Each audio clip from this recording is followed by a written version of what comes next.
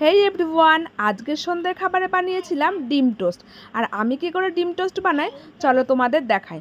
প্রথমেই পাউরুটির কালো অংশটা কেটে নিয়েছিলাম। কেটে নেওয়ার পরে পাউরুটিগুলোকে হাফ হাফ করে নিয়ে পিস করে নিয়েছি। সন্ধ্যাবেলায় ডিম টোস্ট খেতে কিন্তু খুব ভালো লাগে।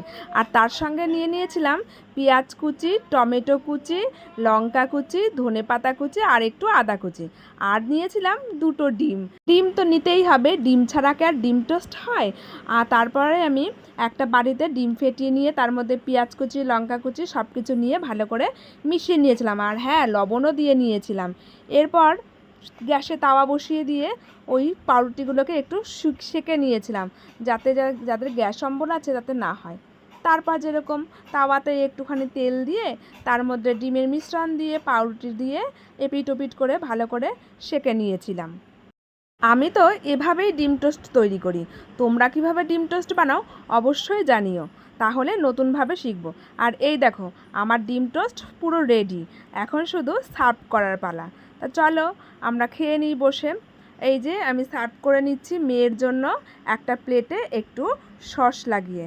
আর এই এখন আমি মেয়েকে দিচ্ছি। মেয়ের এক্সপ্রেশান দেখো। ওহ, মেয়ে তো পেয়ে একদম হাসি, এক গাল হাসি। ওকে এই সমস্ত খাবার বেশি দেওয়া হয় না, তবে মাঝে মাঝে দিই, কারণ সব রকমের খাবার তো খাওয়ানো অভ্যাস করাতে হবে। ও তো খুব খুশি। তো এবার মেয়েকে দিয়ে নিয়েছি। এই যে মেয়ে আমার খাচ্ছে।